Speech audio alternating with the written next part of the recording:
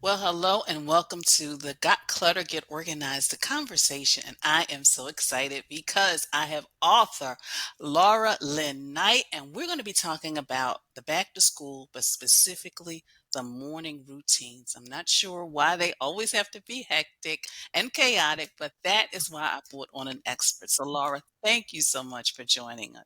Thank you. Thank you for having me. I don't know why they always have to be so hectic, but So they are. before we get, I'm glad we I have know. tools for that. I know. So, but before we get into the questions, what made you decide to write your book? And your book is called Break Free from Reactive Parenting. And when I thought Yes. about that topic, I was like, and your title, I was like, I thought about my own childhood, but what made you decide to write the book? It's so funny with books because that's often a question I get. Why did you write the book? And I always think, I think the book chose me, just be out of life circumstances. So I was a teacher. I would have 25 kids in my class. I taught first grade and kindergarten. And I have always loved working with kids. I felt like I'm going to grow up, I'm going to go on from teaching. I was a grown up, but I'm going to be even more of a grown up and I'm going to have kids and it's going to be kind of easy for me because I understand children so well and I have all these tools and kids love me. And then I had my two children. I have two children. They're 8 and 10 now. But when my son was 3, it's like he doesn't listen. He won't get in his car seat. He won't wash his hands. He won't eat his dinner. Like he's not listening. And here I am, this very kind of grounded mindfulness parenting educator. I eventually went into that, but even in the teaching realm, and I'm reacting to him. Like, you need to eat your dinner now. Or if you eat your dinner now, I'll give you a lollipop or whatever it is. And so the critical moment for me was he was 3, he was mad about something. This is very normal, typical 3-year-old behavior, but he hit me on the leg. And I had that yell that you can't really take back, and it just came out of my mouth, and it was that awful mama mean yell, and his little heart withered right there in front of me. And I thought there has to be a better way. And I started researching and reading books, and I got licensed to be a parenting educator. And the more I learned, the more I felt like there's a lot of tools, but there could be more tools and there could be more concise tools. And so that's why I really wrote the book. I think partially for myself, I really needed it. And then you know how it is. The more you learn, you're like, wait, everyone should know this. We should all have these tools. So here we are. The book is written. And as And I I'm was so sharing, happy. it made me think about my own childhood because I remember something my mother told me because she worked outside the home, but the babysitter she took me to was within walking distance. So she would drop the babysitter off and go to work. And she said, she said, for a while, Janet, people did not think you could walk because I Mhm. always carried you.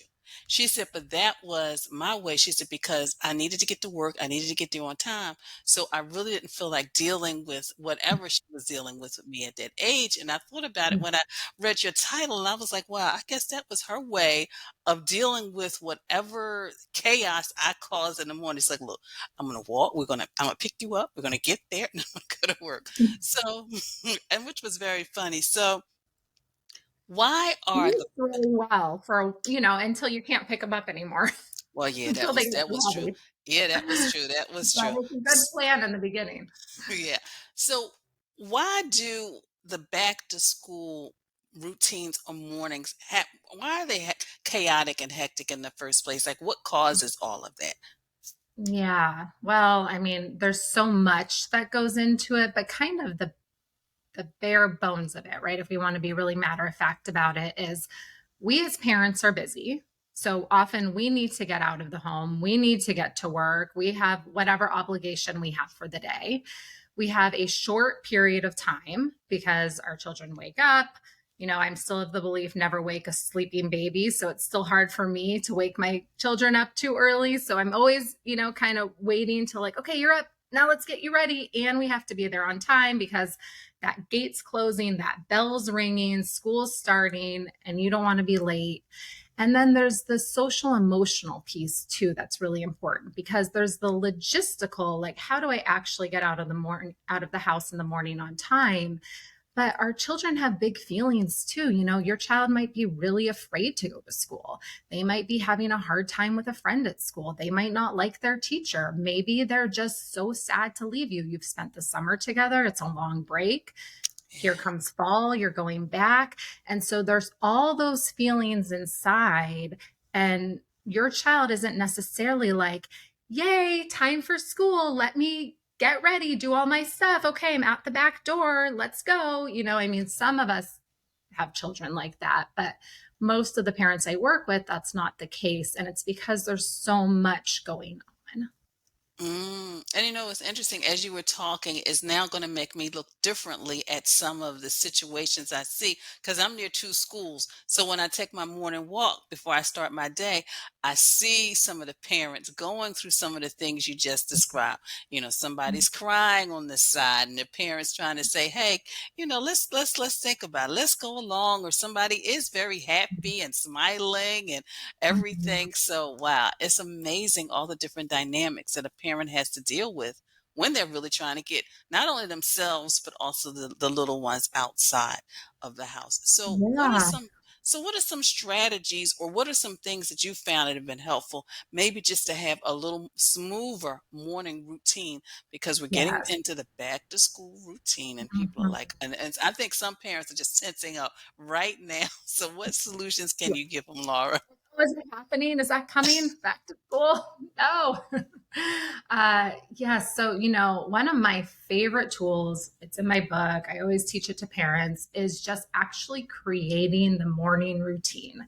And so we know school is successful because children actually really enjoy routine. That doesn't mean we have to make routines out of everything. But when they go to school every day, they know they're going to put their backpack away. They're going to sit in their desk. Most likely, the teacher's going to call them up. They're going to say, what day of the week is it? You know, what day of the school year is it? They have their own routine. And that's partially to learn and partially because it settles the children into the room, right? You're holding that container of this is our safe space, this is our calm space, we're all settling into it, and now we're going to go on with our workday.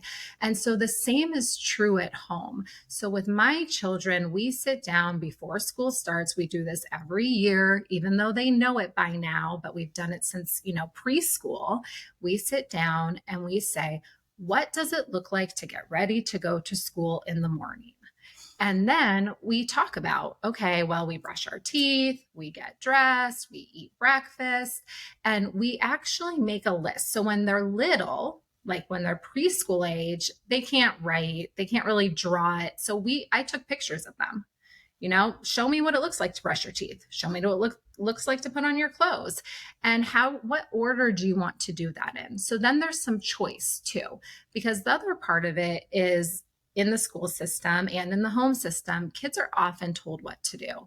They need to be able to listen, but it's also nice to have some choice. So I don't really care if my child brushes their teeth first or puts on their clothes first or eats their breakfast first. The order is not important to me, but it's important to them because they feel empowered.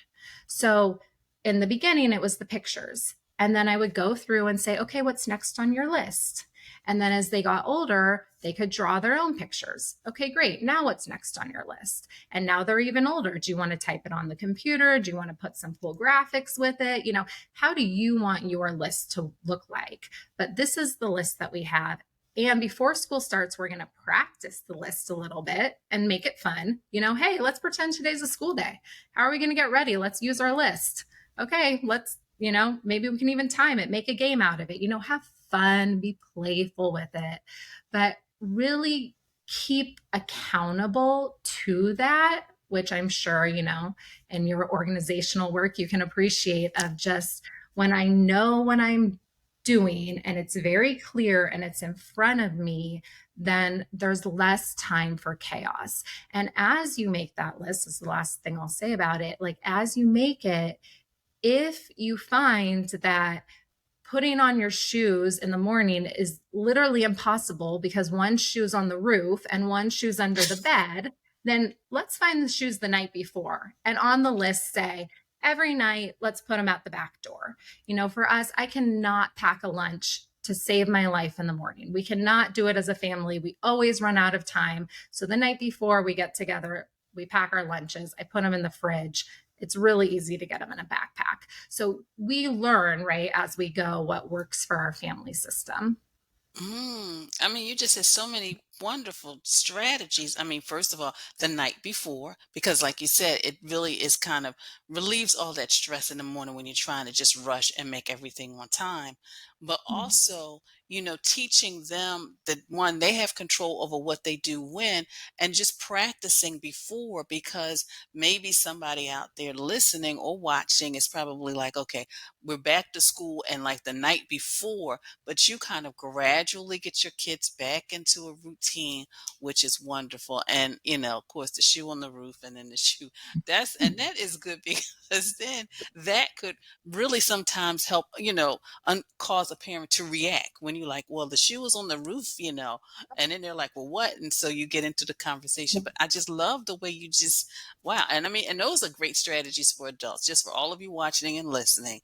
Make your lunch the night before, put it in the refrigerator, and prepare the night before as well. Wow, you just said so Yeah. many wonderful things. Thank you. So, And I just want to add really quickly, just because when you were speaking, it made me think of something that we talked about earlier is mhm, when we do that, because you said, when the shoe's on the roof, right? I mean, that's just a funny example. But when we can't find the backpack and we can't find the clothes and it's 1 minute and then we are in that reactive space, all that social emotional support that our children need, that goes out the window because who has time for it?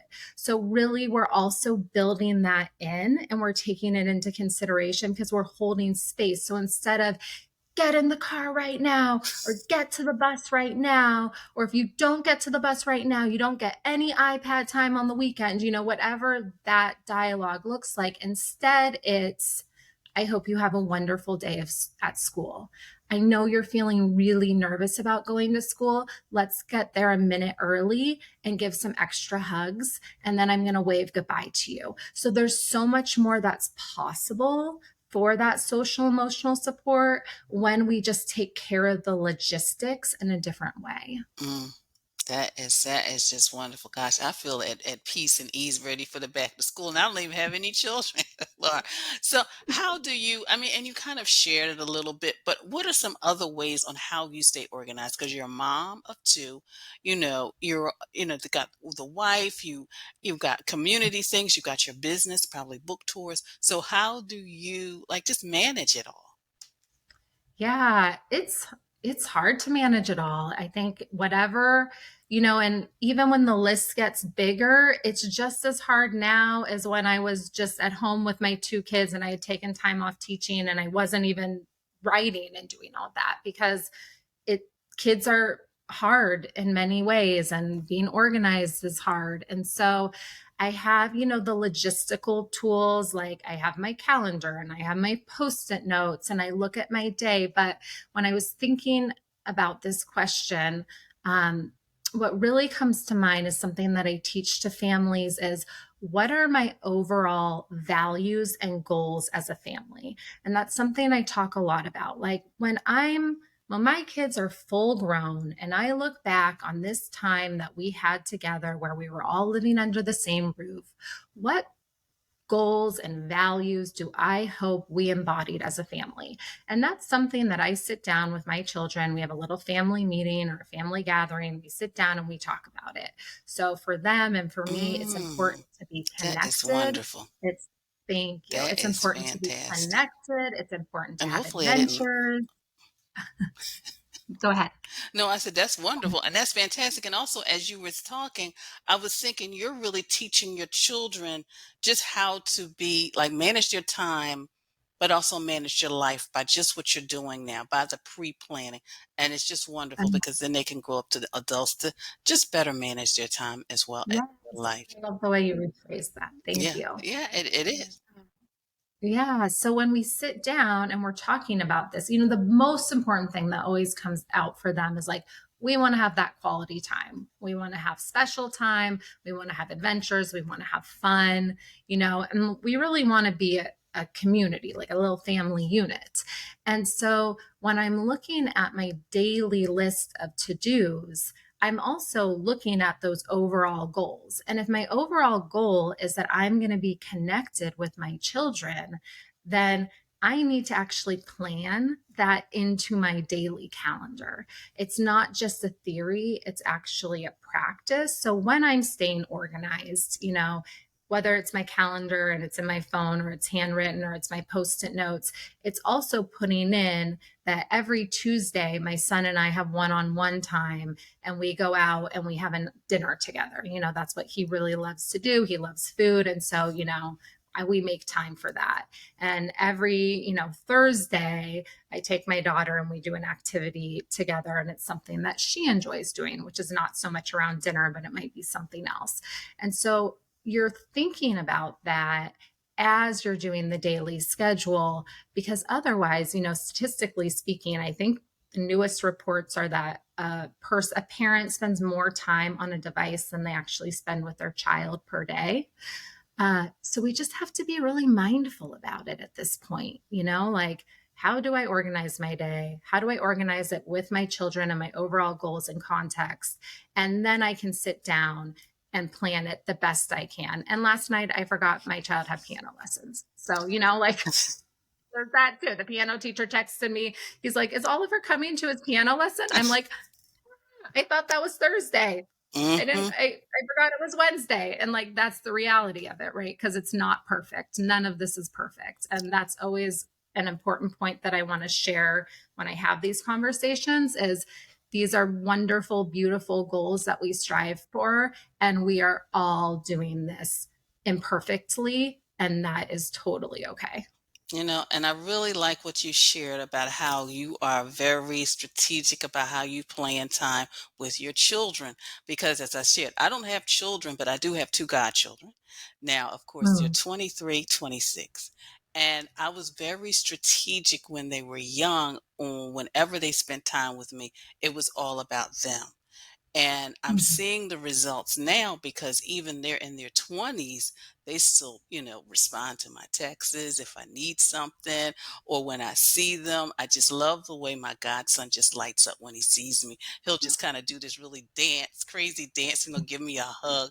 And that really touches me. And I'm realizing because, like you said, you put that time in when they're, growing up, etc., then later on in life you can still stay connected. So thank you so much for sharing that, Laura. Absolutely. So Yeah. Kids really want to feel seen and heard. yeah, definitely. I mean, at the bottom line, at the end of the day, and that's how we want to feel too. When I spend time with someone, I want to feel seen. I want to feel heard. I want the device to be put down. Yeah. And I want to know that I matter, that I'm there in front of them and that my feelings and that it all matters. And that's so true. That's so true. So how can people connect with you as well as get a copy of your book? Yeah, so my book is sold on Amazon, Barnes and Noble, Target. I mean, you can kind of get it anywhere these days. And just if you go online or if they go to my website, which is lauralinknight.com, I'm sure you'll have a link. They can go to my website and then it shows, everywhere to order that too. I have a series of children's picture books coming out that I'm really excited about. So you can learn more about that. And then I have so many free tools on my website. So anyone that's like, "Hey, I want to learn more about the morning routine," I think I even have a poster on my blog or, I have tons of freebies. So that's always nice for parents too, to feel like there's just a lot of resource there. And of course, those of you watching and listening, I will have all of Laura's links below in the description. So, Laura, thank you so much for taking time and having this conversation with Um, me. Thank you. Thank you so much for having me. I really appreciate it. And thanks for the work you're doing. Thank you.